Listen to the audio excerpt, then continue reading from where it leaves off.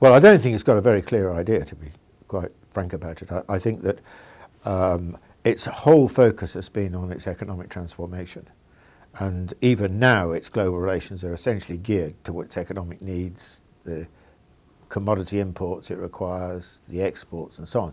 So I don't really think that yet China's got a sense of what it would like to be like as a global power. It's still a bit over the horizon in practical terms, I think. They do talk about something called national comprehensive power, which is a notion of power which is economic and political and cultural and military and so on. But that's, I think, the nearest. I mean, some of the international relations scholars are beginning to talk about it. And they do differentiate themselves from the United States in terms of what China would be like. You know, they've got, I mean, it's quite situated in Confucian ideas, and this notion of China becoming a humane authority in the world, which is that it relies on moral power and it behaves in an ethical way. That's very important in Confucian discourse, is this emphasis on morality and so on. So the debate is certainly starting, but I think it's got a long way to go. I don't think they do. I don't think the Chinese think they are a model that others should copy. And I think that is probably historically quite deep, that they've always thought of themselves as different. You know, the land under heaven, the Middle Kingdom. They certainly, in one sense, they think of themselves as a model, which is, you know, they were, for long periods, they were the most advanced civilization, and they still think probably, you know, Chinese civilization, the great civilization, but it can't be copied because it's so different. And of course, Chinese culture is very distinctive.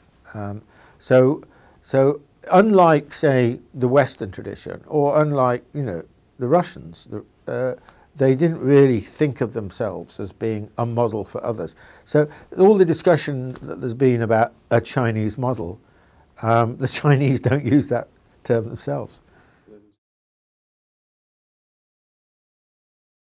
Basically, foreign policy had been absolutely sort of stripped to the bone. It was its purpose was to promote economic growth, or promote the best conditions for economic growth and the reduction of poverty, and that was it essentially. And even today, the foreign policy is really geared to China's economic relations, and the economic relations are all about how to get enough raw materials, how to keep markets open or expand markets, China improving its economic relations with other countries and so on. So that's the way the Chinese still even now view it. But of course they have arrived really in a significantly different place now, in that when they started off on this road, they were very poor and they were very weak. Now they're not really weak anymore. They've got an array of global interests. I mean, you know, it's only over the last decade or so, but around the world, you know, so they need a foreign policy which is more commensurate with that. And as China becomes potentially more influential in the world, I think they need a more, what shall we say, a less narrow foreign policy, one which